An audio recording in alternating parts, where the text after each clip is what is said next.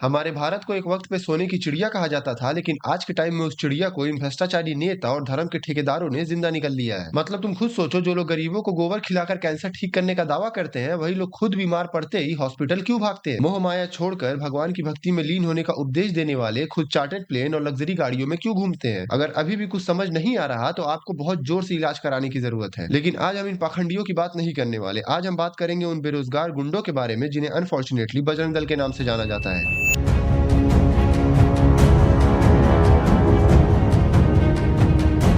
अब मैं इन्हें गुंडा कह के सम्मानित इसलिए कर रहा हूँ क्योंकि बीते सालों में इनके कारनामे ही इनकी प्रशंसा का कारण बनते हैं। जैसे कि ये वाली वीडियो देख लो। मैं बजरंग दल के लट के साथ साथ 4 कील और हथौड़ी लेके चल रहा हूँ। अगर मुझे क्रिसमस की किसी ने बधाई भी दे दी ना, इधर ही ठोक के ईसा मसीह बना दूंगा, इतना याद रखना। आपको पता है, इस एक वीडियो के कारण भारत की सामूहिक बेइज्जती हुई थी। मुझे समझ नहीं आता ये किस मुंह से बांग्लादेश में हिंदुओं पर हो रहे अत्याचार के खिलाफ बोलते हैं, जब खुद के देश में माइनॉरिटीज के साथ ऐसा दुर्व्यवहार कर रहे हैं। पहले इन्हें मुसलमानों से दिक्कत थी, फिर पंजाबियों से दिक्कत हुई, अब इन्हें क्रिश्चियन से भी दिक्कत है। क्यों? क्योंकि इन्हें धर्म की रक्षा करनी है, हिंदू राष्ट्र बनाना है। क्यों बनाना है भाई? भारत को भारत रहने दो, बहुत खूबसूरत है ये। और इन्हें ये समझ क्यों नहीं आ रहा कि धर्म को सबसे बड़ा खतरा तो तुमसे ही है, जो अपने धर्म को सुपीरियर दिखाने के लिए दूसरे के धर्मों को नीचा दिखाते हैं। मैं तुम्हें थोड़ा डिटेल में समझाता हूँ। यूएसए, ऑस्ट्रेलिया और कनाडा जैसे देशों में काफी बड़ी संख्या में हिंदूज रहते हैं। तुम्हें लगता है हमारे देश के इन जाहिलों की हरकतें देखने के बाद ये कंट्रीज अपने देश में कोई भी हिंदू फेस्टिवल सेलिब्रेट करने देंगी? क्या ये आपके धर्म की बदनामी नहीं है? इससे आपका धर्म खतरे में नहीं आ रहा? मतलब सोचो, जो लोग इंडिया से बाहर जाकर अपनी पीसफुल लाइफ एंजॉय कर रहे होंगे, एंड इफ एनी चांस अगर वो स्टिल रिलीजियस होंगे, तो उन्हें कितनी दिक्कतें होंगी अपने फेस्टिवल को सेलिब्रेट करने में। अगर इन ठेकेदारों में इतनी हिम्मत है तो जाओ ना वहां पे, करो ऐसे दंगे, फिर देखो कैसी सर्विस होती है तुम्हारी। लेकिन मुझे पता है ये वहां नहीं जाएंगे, क्योंकि इनकी सारी हेकड़ी भारत में ही चल सकती है। क्योंकि जब बैकग्राउंड सपोर्ट में खुद सरकार खड़ी है तो कोई इनका क्या ही उखाड़ लेगा। वरना यूं ही थोड़ी बिना किसी अथॉरिटीज के ये एक्शंस लेते हैं, लोगों को हरास करते हैं, और जब पकड़े जाने पर इनसे क्वेश्चंस पूछे जाते हैं तो इनके पास कोई जवाब नहीं होता है। होता कौन भाई पूछने वाला ऐसे है? मतलब किसी से मतलब बजरंग दल का है तो आईडी दिखा। नाम बता, पूरा नाम तुम्हारी आईडी दिखा। तुम्हारी आईडी नाम है मेरा। हाँ, तुम्हारी आईडी बताओ तुम। अरे आईडी दिखा, पूरा एड्रेस। अरे तुम्हारी आईडी बताओ। नोटिस भेजूंगा मैं। Katare colony, Ramnagar, soda. Address number. अरे भाई वो कर लो। ठीक है तेरा यार, भैया हम तो आईडी पूछ रहे हैं। तेरा तू भैया क्या माहौल खराब क्यों पूछ रहे थे? पूरे तुम्हारी प्राइवेट प्रॉपर्टी थोड़ी है। क्या कर रहे? ये क्या मार रहे क्या? मार रहे क्या लोगों को? इसको छोड़ डरा रहे क्या? ये छोड़ो पहले। सुन, तेरे से तो लीगली दूंगा। तेरा एड्रेस बोल। क्या आईडी दिखा दो। आधार कार्ड लो ना। आईडी दिखा दो। आधार कार्ड लो। पिताजी का नाम आईडी दिखा दो। ठीक है, चल। क्या नाम है भाई साहब? नाम बताओ, पूरा नाम बताओ। हर दूसरे गली का आटू झाटू लौंडा गले में भगवा गमछा और हाथ में लठ लेकर खुद को बजरंग बली का भक्त बताता है, और उनके नाम पर लोगों को हरास करता है जिन्होंने श्री राम और सीता को मिलाने के लिए अपनी जान तक झोंक दी थी। लेकिन इन थर्ड क्लास गंवारों से तुम एजुकेशन की उम्मीद कर ही नहीं सकते। कोई कितना गंवार हो सकता है? जाहिलियत की भी हद होती है। और पुलिस भी इन्हें कुछ नहीं बोलती, क्योंकि अगर कुछ बोला तो क्या पता रेजिग्नेशन का ऑर्डर आ जाए।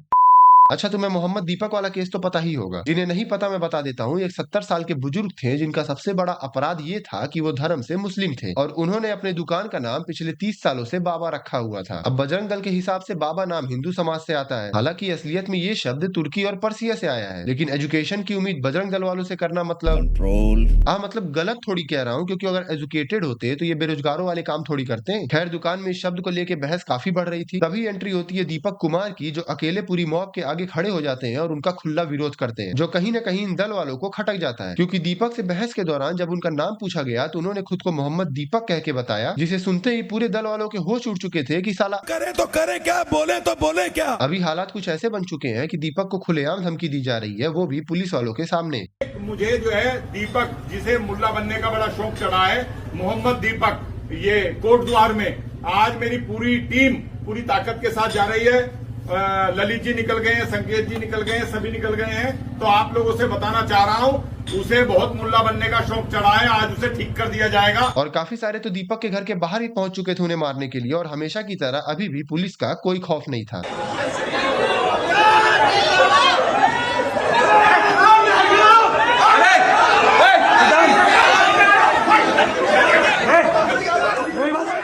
जस्ट बिकॉज उसने एक मुस्लिम का सपोर्ट किया, इसलिए वो अपराधी हो गया। और कानून व्यवस्था कितनी अच्छी है हमारे देश में, ये तो मुझे बताने की जरूरत भी नहीं है। तुम लोग क्या, तुम्हारा खून पानी हो चुका है? यहाँ पर मुसलमानों के विधि विधान से पूजा पाठ हो रहे हैं, ऊपर से बहनचो एक तो ये आ जाती है अपना मुंह उठा के दंगे भड़काने। कौन है, क्या करती है, कुछ नहीं पता। जब भी मुंह खोलेगी जहर ही उगलेगी। कसम से अगर सुबेरे उठते ही इसकी रील अगर मेरे सामने आ गई ना तो पूरे दिमाग का अदरक लहसुन हो जाता है। ये वही लोग हैं जिनका टिकटॉक पे नाच के करियर नहीं बना तो अब हिंदू मुस्लिम करके पेट पाल रहे हैं। पी के असले चंबल की घोड़ी है, फाइनेंस की घाटी में 11 की टोली है। पहले हिंदू मुस्लिम जातिवाद करके नफरत फैलाएगी, फिर इसके सिस्टम में कोई शॉर्ट सर्किट होगा तो आके सारी एलिगेशंस को झूठा बता देगी। जात पात से हम बिल्कुल दूर है। अगर किसी को लगता हो कि भैया रुबिया शर्मा कोई जातिवाद करते, बिल्कुल नहीं करता है जी।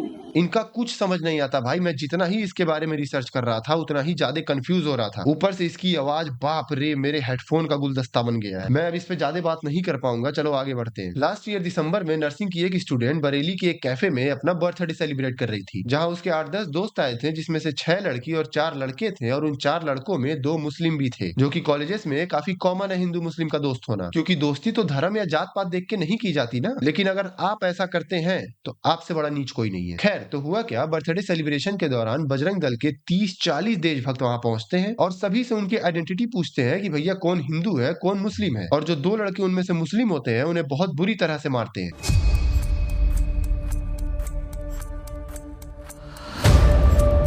क्योंकि इनके हिसाब से वहां लव जिहाद हो रहा था। ऐसा कोई इंसिडेंट तुम्हें याद आ रहा है जब नाम या धर्म पूछ के? ऑफ कोर्स याद ही होगा, पूरा देश रोया था उस दिन, बहुत बुरा वक्त था वो। अब इस टॉपिक को आज उठाने का मेरा मोटिव यही है कि उनमें और इनमें सिमिलैरिटीज तो हैं, बस फर्क इतना सा है कि वो बाहर से आए थे, ये घर के हैं। आई नो मैं बहुत सेंसिटिव टॉपिक पे बात कर रहा हूँ, लेकिन आवाज उठाना बहुत जरूरी है, क्योंकि जितना आप सहेंगे उतना ये आगे बढ़ेंगे। इन कुत्तों को ये बताना जरूरी है कि जो तुम कर रहे हो इससे हमारा धर्म नहीं बचेगा बल्कि और बदनाम होगा। मैंने कोई भी रिलीजियस बुक नहीं पढ़ी है, लेकिन इतना तो मैं दावे से कह सकता हूँ कि वहाँ किसी भी लाइन में ये नहीं लिखा होगा कि अपने धर्म को सुपीरियर दिखाने के लिए दूसरे के धर्मों को नीचा दिखाओ। और मैं ये बात सिर्फ एक के लिए नहीं बल्कि सभी धर्मों के लिए कह रहा हूँ। इन 2 कौड़ी के पंडितों और बाबाओं की बातों में मत आओ। जितना हो सके एक दूसरे से प्यार बांटो और शांति बनाओ, देश और धर्म अपने आप सुरक्षित रहेंगे। बाकी आज के लिए बस इतना ही। अगर मेरी किसी भी बात का आपको बुरा लगा हो तो अपने अंदर सुधार लाने की कोशिश करिए। अब बेटे चुपचाप, क्या घंटे का इंसाफ, देश कैसे होगा साफ, इनकी नीयत में है दाग।